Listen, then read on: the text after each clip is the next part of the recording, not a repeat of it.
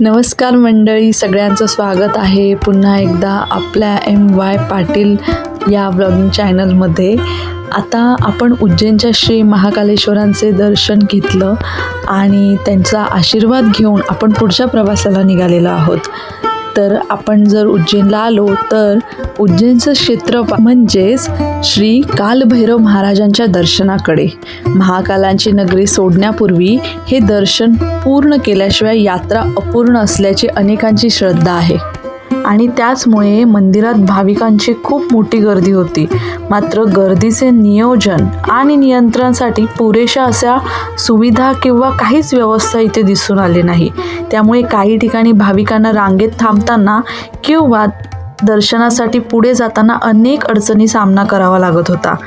भविष्यात गर्दीची व्यवस्थापन आणि अधिक प्रभावी जर शासनाने यात आणखी काही केलं तर भाविकांच्या दर्शनाचा अनुभव निश्चितच अधिक सुखकर होईल. कालभैरव मंदिरात काही भक्त लाल किंवा काळा धागा बांधतात. ही स्थानिक श्रद्धेची परंपरा आहे. धागा बांधताना भक्त आपल्या मनातील इच्छा, संकटातून मुक्ती, संरक्षण किंवा मनोकामना पूर्ण होण्यासाठी प्रार्थना करतात. धागा बांधणे अनिवार्य किंवा धार्मिक विधी असं काही नाही आहे, पण मंदिरातील पुजारी किंवा प्रशासन ज्या ठिकाणी परवानगी देईल तेथे धागा बांधावा. पण भक्त म्हणजे आपण सगळे काय करतो, हे जे बॅरिगेट्स आहेत त्याच्यानंतर ज्या मंदिराच्या इतर वास्तू आहेत तिथे सगळीकडेच आपण धागा बांधतो. बरं, हे तर आपण करतोय, पण यावर लक्ष ठेवण्यासाठी त्यांचीही काहीच व्यवस्था नाही ना. तिथे त्यांच्याकडूनही कुठल्याही पद्धतीचे यावर नियंत्रणच नाही आहे ना. गर्दी नियंत्रणात राहण्यासाठी तिथे काही सुविधा आहेत आणि अस्वच्छता तर तुम्ही बघू शकता. सर्वात महत्त्वाची गोष्ट म्हणजे श्रद्धा, प्रार्थना आणि नियमांचे पालन हे सर्वांनीच केले पाहिजे. आणि मला सगळ्यात महत्त्वाची गोष्ट सर्वांना आवर्जून सांगायची आहे की जर तुम्ही येत असाल तर प्लीज लहान मुलांना घेऊन दर्शनाच्या लाईनमध्ये उभे राहू नका. तुम्हाला जे काही लहान मुलं तुम्ही सोबत आणली तिथे कोणाला तरी बाहेर थांबवून लहान मुले त्यांच्याकडे द्या, कारण इतकी गर्दी असते आणि त्याच्यावर कोणाचेही नियंत्रण नसल्या कारणाने तिथे चेंगराचेंगरी होते आणि त्यामुळे लहान मुलांना ते सहन होत नाही. त्यांच्या जीवाला खरोखरच धोका असण्याची शक्यता असते. गर्दीमध्ये ते सतत रडतही राहतात, श्वास गुदमरतो.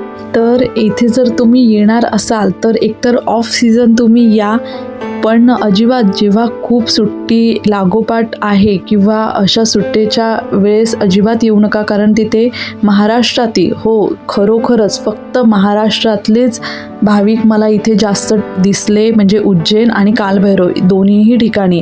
त्यामुळे जेव्हा अशा सुट्ट्या वगैरे लागोपाठ असेल आणि तेव्हा इथे गर्दी खूप असते तर येण्याआधी जर ऑफ सीझन असेल तेव्हाच तुम्ही या, कारण तुमचे दोन्हीही दर्शन व्यवस्थित होणार.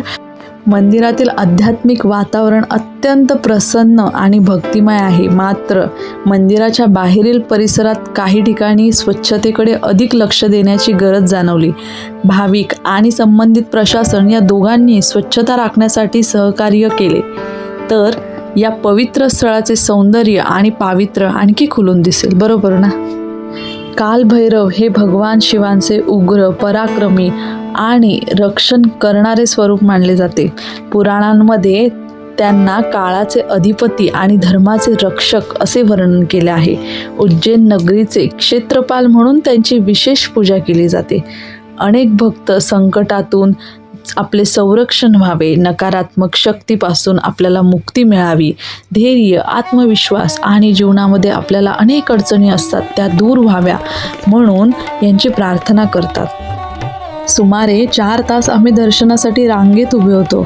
थकवा खूपच जाणवत होता, पण श्री कालभैरव महाराजांचे दर्शन होताच त्या 4 तासांच्या प्रतीक्षेचं सार्थक झालं. मनात समाधान आणि भक्तीची भावना भरून आली.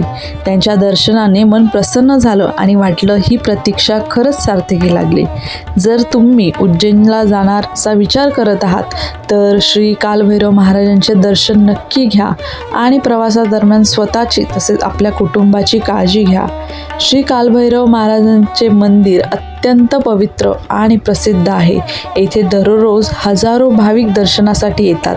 त्यामुळे भाविकांची वाढती संख्या लक्षात घेऊन शासन आणि संबंधित प्रशासनाने गर्दीचे नियोजन, स्वच्छता, पिण्याचे पाणी, सावली आणि इतर मूलभूत सुविधांवर अधिक लक्ष दिले तर भाविकांच्या दर्शनाचा अनुभव अधिक सुखकर होईल.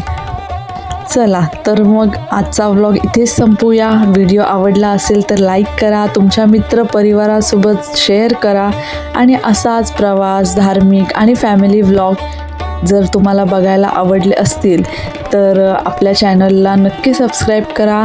चला तर मग भेटूया पुन्हा एका अशा नवीन व्लॉगमध्ये. तोपर्यंत स्वतःची काळजी घ्या. जय श्री महाकाल, जय श्री कालभैरव, हर हर महादेव.